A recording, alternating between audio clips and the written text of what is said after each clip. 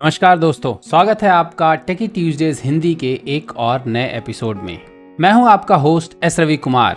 टेकी Tuesdays Hindi एक साप्ताहिक show है जहां मैं आपके टेक और करियर से जुड़े हुए सवालों के जवाब देता हूं। यदि आपको मेरे ये जवाब पसंद आए तो प्लीज मेरे इस वीडियो को लाइक कीजिए, मेरे चैनल को सब्सक्राइब कीजिए और जितना हो सके इस वीडियो को अपने दोस्तों, सहपाठियों, सहकर्मियों सबके साथ शेयर कीजिए। चलिए आज का एपिसोड शुरू करते हैं आज के पहले सवाल से।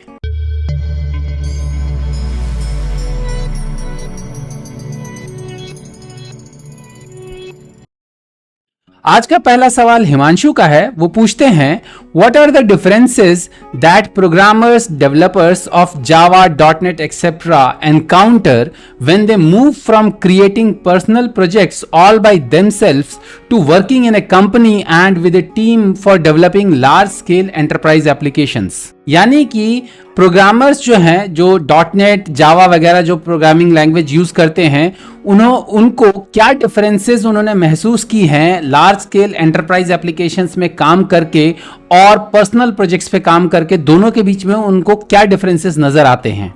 हिमांशु, पर्सनल प्रोजेक्ट्स और एंटरप्राइज एप्लीकेशंस में काम करने में काफ़ी सारे डिफरेंसेस हैं।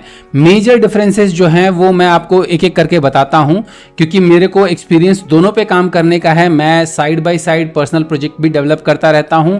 उसके अलावा ऑफ कोर्स मेरा डे जॉब जो है वो मैंने डेवलपर से ग्रो किया है and right now working as a software और सॉल्यूशन आर्किटेक्ट। सो मैं दोनों के बीच में काफ़ी डिटेल में डिफरेंसेस मुझे पता है, सो मैं आपको एक एक करके सारा बताता हूं। सबसे पहला जो मेजर डिफरेंस है पर्सनल प्रोजेक्ट और एंटरप्राइज एप्लीकेशन में, वो है प्रोसेसेस का।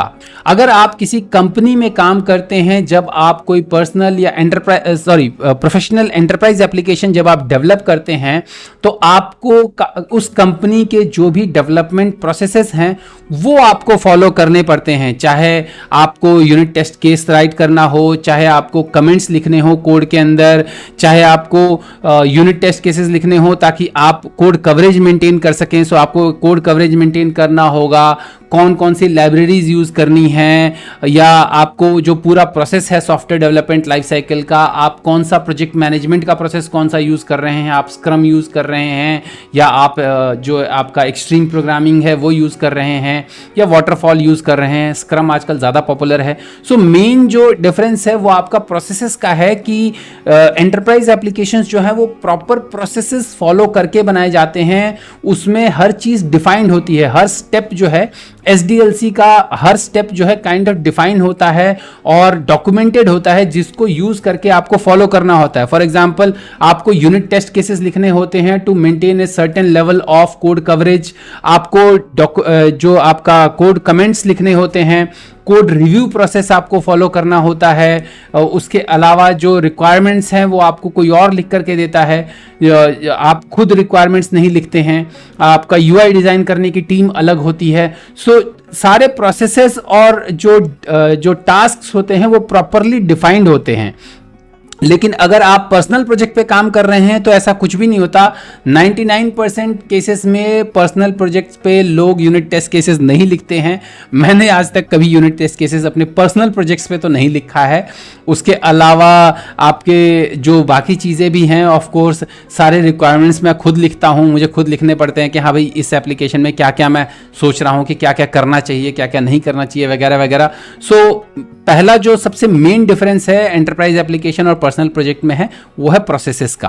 दूसरा डिफरेंस है वो है choice of language and framework tools. जब आप एंटरप्राइज एप्लीकेशन पर काम करते हैं तो वहां पर जो लैंग्वेजेस के चॉइस होते हैं या जो टूल्स के चॉइस होते हैं या जो फ्रेमवर्क्स के जो चॉइस होते हैं, वो चॉइस डिफाइन किए जाते हैं मैनेजमेंट के थ्रू, सीनियर मैनेजमेंट के थ्रू, CTOs के थ्रू, आर्किटेक्ट्स के थ्रू।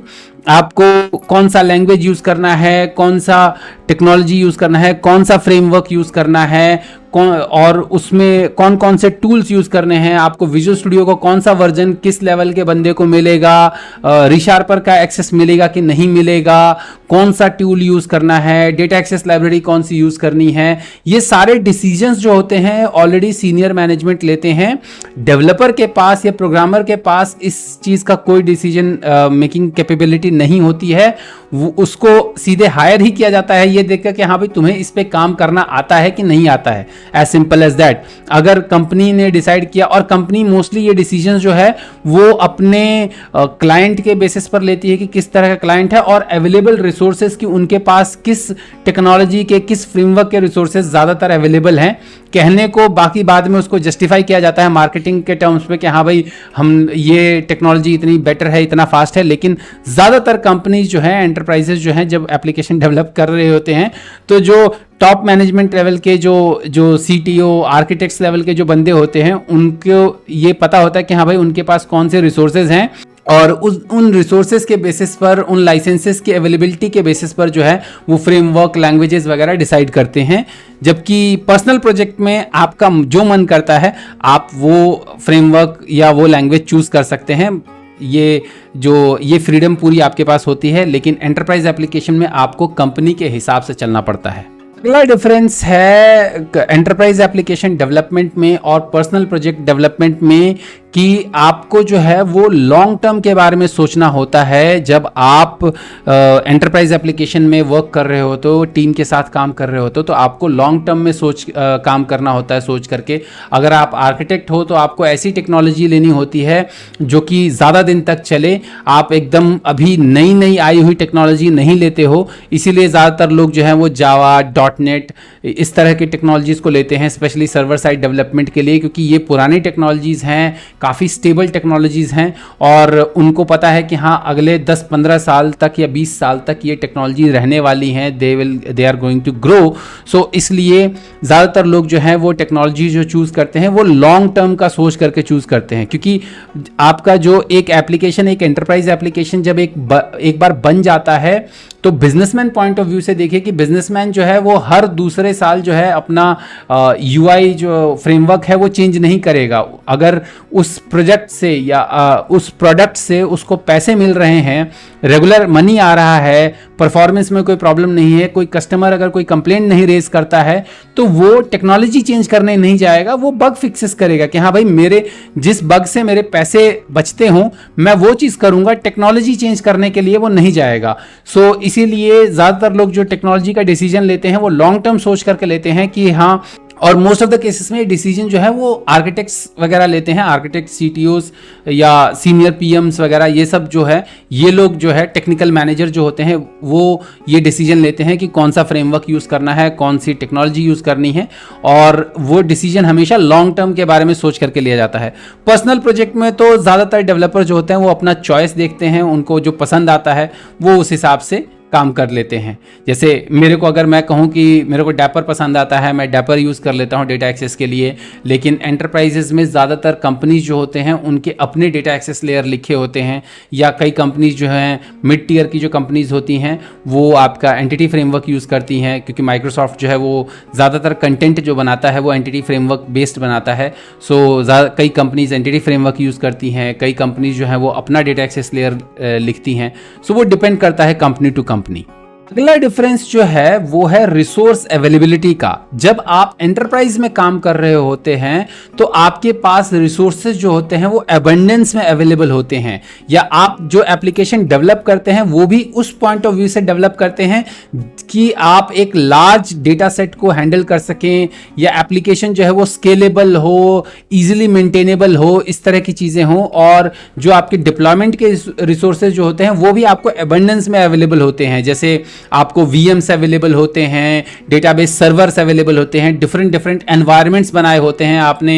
डेव एनवायरनमेंट अलग बन रहा होता है जहां पर कि टीम जो है डेली बिल्ड्स जाता है, उसके UAT एनवायरनमेंट अलग होता है। UAT के डिप्लॉयमेंट के बिल्ड्स जो होते हैं वो ज़्यादातर वीकली या मंथली जाते हैं, और जो आपका प्रोडक्शन जो है वो एनवायरनमेंट अलग होता है। प्रोडक्शन का जो बिल्ड होता है वो यूजुअली जो साइकिल होता है, क्वार्टरली साइकिल होता है, उसमें प्रोडक्शन अपडेट्स जाते हैं। So most of the cases में जो आपके रिसोर्सेज होते हैं वो आपके अबंडेंस में अवेलेबल होते हैं। ऑफ कोर्स वो प्रोसेसेस से बाइंड होते हैं, लेकिन रिसोर्सेज आपके पास अवेलेबल होते हैं। अबंडेंस में एक्सपेरिमेंट करने के लिए भी रिसोर्सेज अवेलेबल होते हैं, लेकिन अगर आप पर्सनल प्रोजेक्ट डेवलप कर रहे होते हैं तब ये बेनिफिट आपके पास नहीं होता है कि आप जो हैं वो किसी भी तरह का आपके पास वेब सर्वर जो है, एक वीएम खरीदना जो है दैट इज़ प्रीटी कॉस्टली। अगर आप एजूर पे लेने जाएं तो भी वीएम कॉस्टली पड़ेगा। अगर आप डिजिटल ओशियन, वल्चर वगैरह कहीं पर भी जाएं तो आपको ऑब्वियसली 2 से 4 हज़ार रुपये महीना आपको एक वीएम के लिए देना पड़ेगा, अगर आप वीपीएस होस्टिंग लेते हैं या इस तरह का कुछ करते हैं। अनलेस एंड अनटिल कि आपके पास एक बहुत ही हैवी, बहुत ही बड़ा जो है आपके पास सर्वर ग्रेड की मशीन ना हो आपके पास पर्सनली, जिसमें कि आपके कम से कम भी तो 2-250 GB का रैम हो और 1-2 टेराबाइट की हार्ड डिस्क हो, 1-2 टेराबाइट नहीं, सॉरी, पीटाबाइट्स की हार्ड डिस्क हो, ताकि आप उस हार्ड डिस्क को डिवाइड करके आप वीएम्स वगैरह खुद से बना सकें या एनवायरनमेंट सेटअप कर सकें। ये सारे फीचर जो है, ये सारे रिसोर्सेज जो हैं वो आपको सिर्फ एंटरप्राइज लेवल पर ही मिलेंगे। आप पर्सनल लेवल पर आप ये सारी चीज़ें नहीं कर सकते। सो रिसोर्सेज की अवेलेबिलिटी जो है वो एंटरप्राइज एप्लीकेशन डेवलपमेंट में आपके पास प्रॉपर होती है, ज़्यादा होती है कंपेयर टू पर्सनल डेवलपमेंट में। पांचवा डिफरेंस है टाइमलाइंस का। पर्सनल प्रोजेक्ट मोस्टली लोग जो बनाते हैं वो सीखने के लिए बनाते हैं। कोई भी नई टेक्नोलॉजी सीखनी हो या कुछ नया कोई कंसेप्ट ट्राई आउट करना हो, उसके लिए ज़्यादातर लोग पर्सनल प्रोजेक्ट बनाते हैं। या कई बार लोग एज ए साइड हसल के तौर पर या साइड बिजनेस के तौर पर सोचते हैं कि हाँ भाई मैं इससे कुछ कमा सकता हूँ, इस तरह का कोई साइड बिजनेस के तौर पर पर्सनल प्रोजेक्ट बनाते हैं। सो उस केस में, पर्सनल प्रोजेक्ट्स के केस में ज़्यादातर टाइमलाइन का कोई प्रेशर नहीं होता लोगों के ऊपर, क्योंकि आप डेवलपमेंट अपना कर रहे हैं, मन किया आज कर रहे हैं, आज टाइम मिला आज कर रहे हैं, कल को टाइम नहीं मिलेगा तो आप कोई और चीज़ कर रहे होंगे। सो ज़्यादातर यही रीज़न है कि पर्सनल प्रोजेक्ट्स या पर्सनल एप्लीकेशंस जो होते हैं वो बहुत दिन तक चल नहीं पाते हैं। आप एग्जांपल के तौर पे मैं अपना एक्सपेंसर एप्लीकेशन ही बता दूं, पिछले 2 साल से वो आधा बना पड़ा हुआ है क्योंकि मेरे को टाइम नहीं मिल पा रहा है बनाने के लिए। सो पर्सनल प्रोजेक्ट जो है वो अपने आप, मतलब उसका वहाँ कोई टाइमलाइन की लिमिट नहीं होती है, लेकिन एंटरप्राइज एप्लीकेशन में ऐसा कुछ नहीं होता। वहाँ पर टाइमलाइंस फिक्स होते हैं, बिकॉज आप आंसरेबल होते हैं अपने लेवल के हिसाब से, अपने सीनियर मैनेजमेंट के प्रति, क्लाइंट के प्रति आप आंसरेबल होते हैं। सो वहाँ पर हर चीज़ टाइम के अकॉर्डिंग होनी चाहिए और कंप्लीट होना चाहिए। That is one of the biggest, मैं ये कहूँगा कि difference professional development, enterprise application development में और पर्सनल डेवलपमेंट में। तो ये 5 मेन डिफरेंसेस हैं बिटवीन पर्सनल एप्लीकेशन डेवलपमेंट और प्रोफेशनल एंटरप्राइज डेवलपमेंट में, जो मैंने देखा है या जो मैंने फेस किया है अपने डेवलपमेंट के करियर में अब तक। अगला सवाल रविंदर का है। रविंदर पूछ रहे हैं व्हाट इज ए वेब3 कंपनी, यानी कि वेब3 कंपनी क्या है। रविंदर, वेब3 कंपनी क्या है ये जानने से पहले आपको ये जानना होगा कि वेब3 क्या है। सो वेब3 क्या है उसके ऊपर मैं ऑलरेडी एक वीडियो बना चुका हूं, एक लाइव स्ट्रीम कर चुका हूं। मैं उस वीडियो का लिंक जो है वो आई बटन में दे दूंगा, यहीं ऊपर में लेफ्ट राइट में कहीं दिख जाएगा आपको।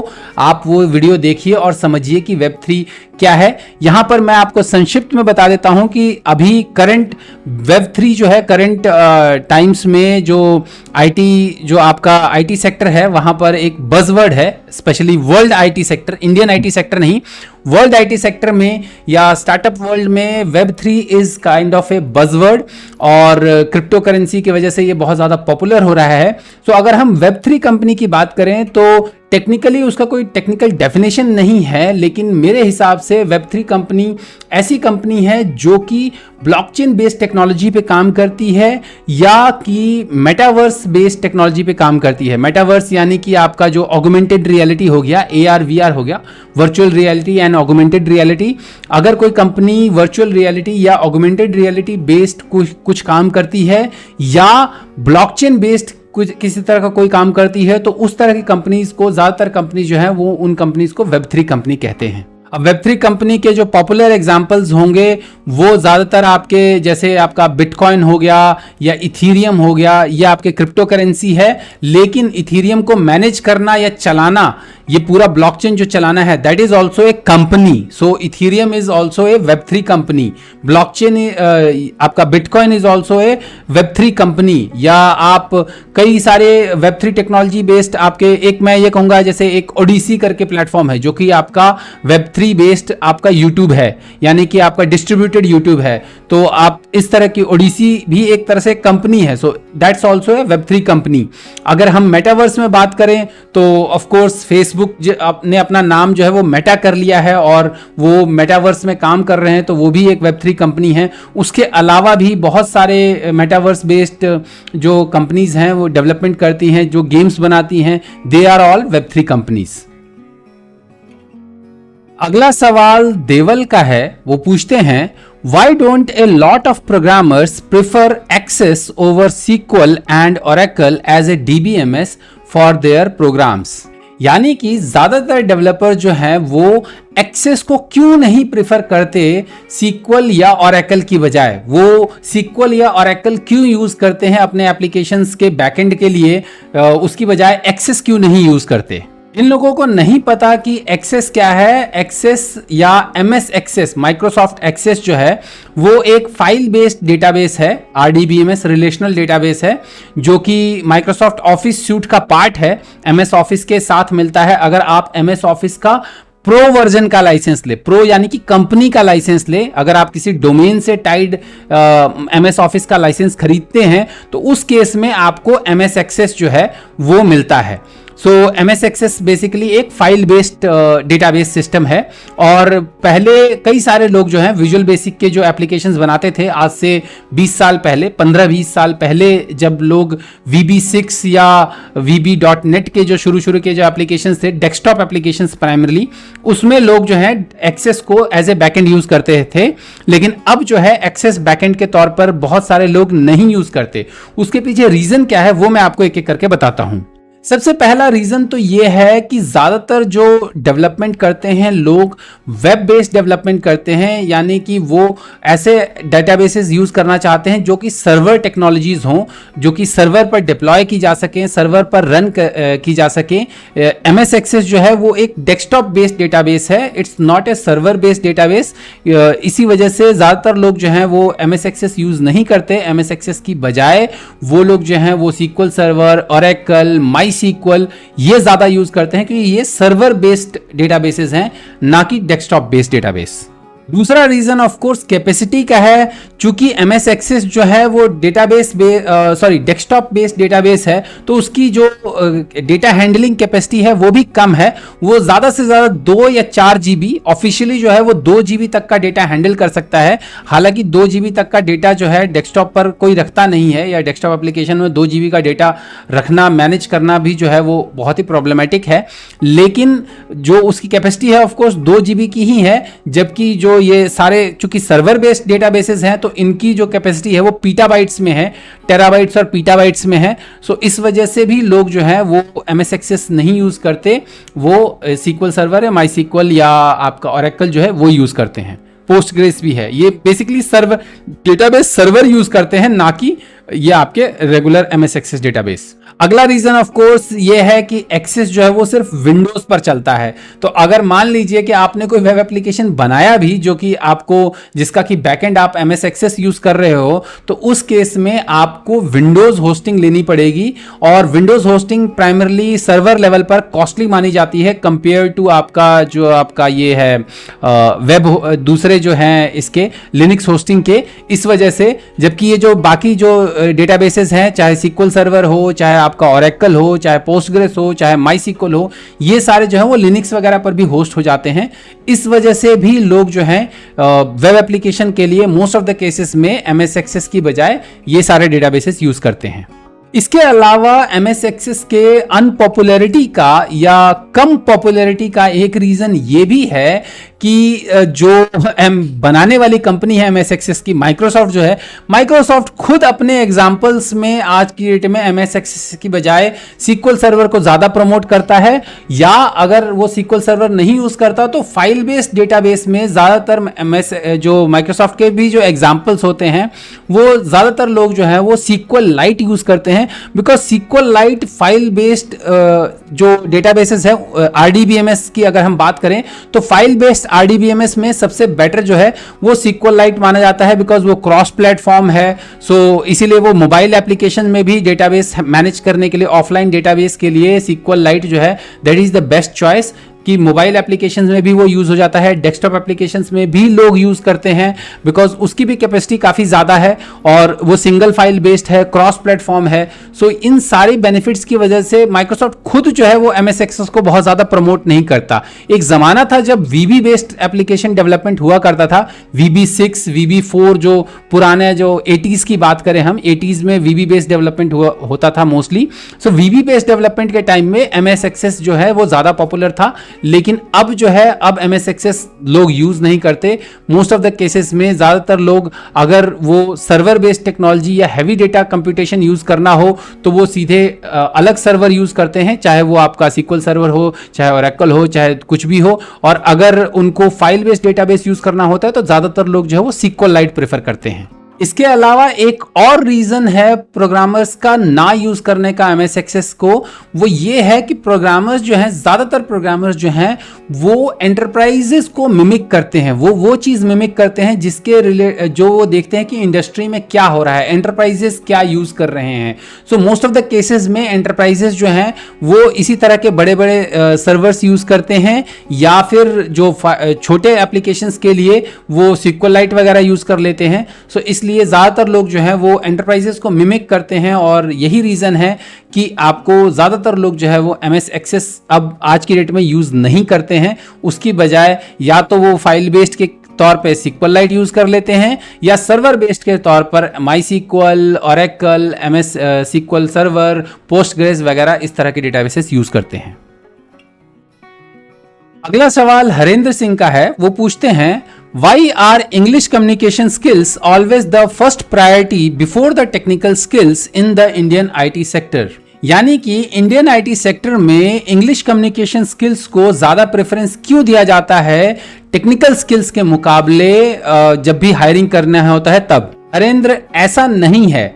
हालांकि अगर हम बात करें टेक्निकल स्किल्स को ज्यादा प्रेफरेंस दिया जाता है जब टेक्निकल हायरिंग की करनी होती है, तो टेक्निकल स्किल्स को ऑफ कोर्स ज्यादा प्रेफरेंस दिया जाता है, लेकिन कई जगहों पर इंग्लिश कम्युनिकेशन स्किल्स को भी प्रेफरेंस दिया जाता है। और उसके पीछे प्राइमरी रीजन ये है कि English is your universal business language, और 90% जो इंडिया की कंपनीज है या इंडियन IT सेक्टर की जो कंपनीज हैं वो वर्ल्ड फेसिस प्रोडक्ट बनाती हैं, चाहे वो प्रोडक्ट बेस्ड कंपनीज हो, चाहे आपकी जो सर्विसेज बेस्ड कंपनीज हो, उनको वर्ल्ड फेसिंग काम करना होता है।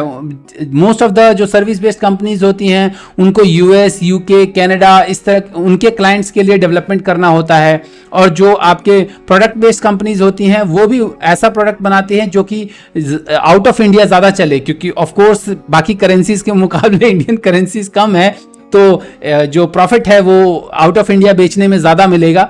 सो that is one of the reason जो आपका English is your universal business language. So आपको कुछ भी समझाने में, कुछ भी बताने में जो है English is most use. That is the reason कि इंग्लिश कम्युनिकेशन स्किल्स को ज्यादा प्रेफरेंस दिया जाता है, लेकिन टेक्निकल स्किल्स के मुकाबले नहीं। टेक्निकल स्किल्स के मुकाबले इंग्लिश कम्युनिकेशन स्किल्स को प्रेफरेंस नहीं दिया जाता है, स्पेशली डेवलपर रोल्स के लिए तो बिल्कुल नहीं दिया जाता है। और आपके मोस्ट ऑफ द केसेस में अगर लीड या प्रोजेक्ट मैनेजर या आर्किटेक्ट, जो मतलब जो सीनियर रोल है, जो क्लाइंट फेसिंग रोल्स हैं, उन रोल्स के लिए स्लाइट जो है एडवांटेज होता है अगर आपके इंग्लिश कम्युनिकेशन स्किल्स अच्छे हैं कंपेयर टू अदर पर्सन, और आपका टेक्निकल स्किल्स जो है उसके बराबर है या उससे थोड़ा सा कम भी है तो भी चल जाता है, because of course presentation matter और आपको जो है शोकेस करना होता है क्लाइंट के सामने। सो क्लाइंट फेसिंग रोल्स के लिए English communication skill is used as an edge, लेकिन उसके अलावा जो है अगर आप रेगुलर जॉब की बात करो डेवलपर के लिए, तो आई डोंट थिंक कि ये चीज बहुत ज्यादा मैटर करती है टेक्निकल स्किल्स के मुकाबले। टेक्निकल स्किल्स ज्यादा मैटर करते हैं at the time of hiring.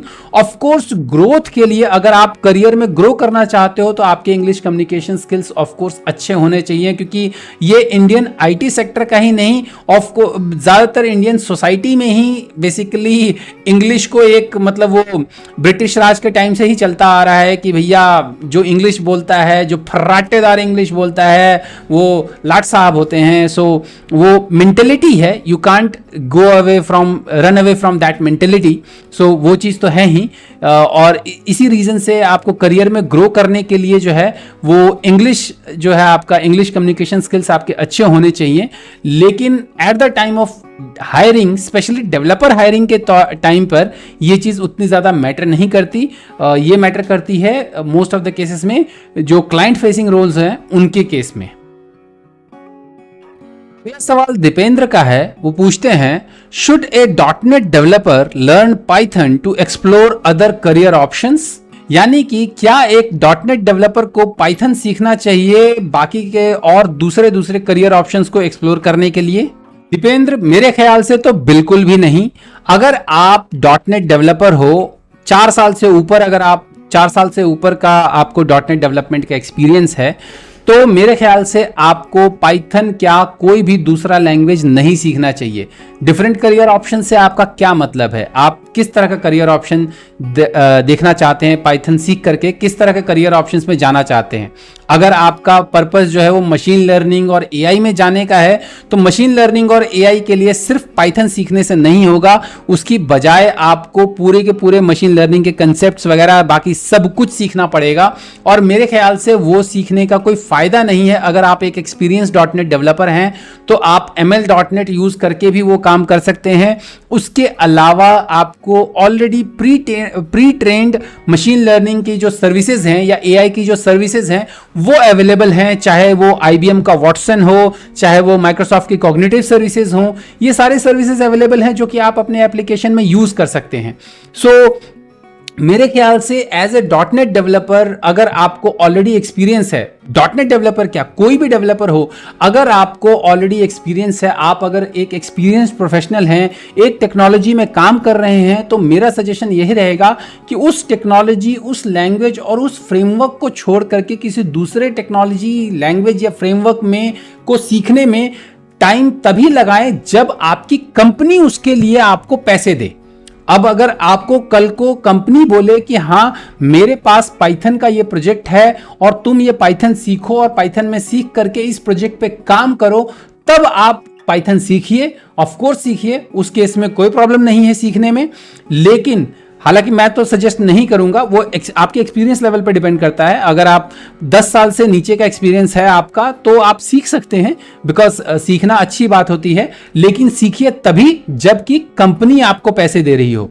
अगर आपको कोई कंपनी पैसे नहीं दे रही है, अगर आपको खुद से सीखना है, तो आप जो अपनी टेक्नोलॉजी है या जो अपना फ्रेमवर्क है उसी में नई नई चीजें सीखिए, उसी के नए चीजें आ रही हैं मार्केट में या नए अपडेट्स जो आ रहे हैं उसके बारे में सीखिए, रादर देन कि आप एक कंप्लीटली डिफरेंट लैंग्वेज, बिकॉज उस डिफरेंट लैंग्वेज में आप एक बिगिनर के तौर पे जाएंगे, आपका पुराना एक्सपीरियंस जो है वो एक तरह से वेस्ट हो जाएगा। सो मेरा सजेशन तो यही है कि अगर आप एक डॉटनेट डेवलपर हैं तो आप डॉटनेट से रिलेटेड ही नई चीजें सीखिए ना यार।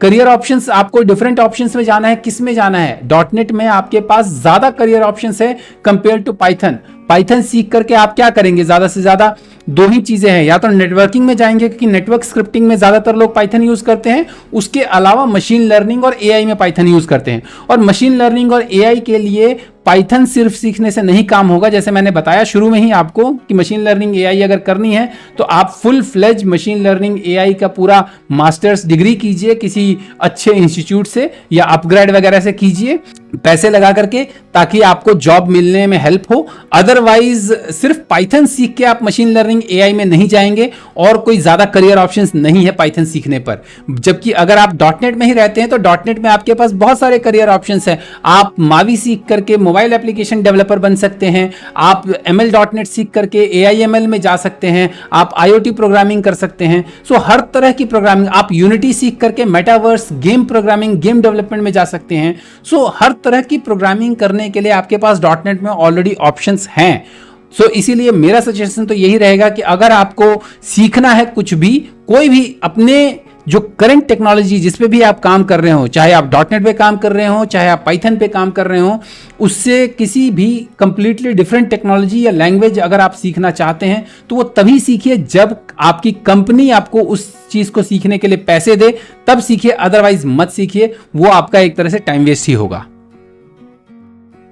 तो ये थे इस हफ्ते के आपके टेक और करियर से जुड़े हुए सवालों के जवाब। यदि आप अपने किसी सवाल को अगले हफ्ते के टेकी ट्यूजडेज में देखना चाहते हैं तो आप अपने सवाल को YouTube के कमेंट सेक्शन में या किसी भी सोशल मीडिया चैनल पर मुझे टैग करके पोस्ट कर सकते हैं। मेरे सारे सोशल मीडिया का हैंडल जो है वो मेरे चैनल का नाम ही है, दैट इज टेकी राठौर। उम्मीद है आपको मेरे ये जवाब पसंद आए होंगे। यदि आपको मेरे ये जवाब पसंद आए हैं तो इस वीडियो को लाइक कीजिए, मेरे चैनल को सब्सक्राइब कीजिए और जितना हो सके इस वीडियो को सबके साथ शेयर कीजिए। तो जल्द ही मिलते हैं मेरे अगले वीडियो में, तब तक के लिए अपना ख्याल रखिएगा। नमस्कार।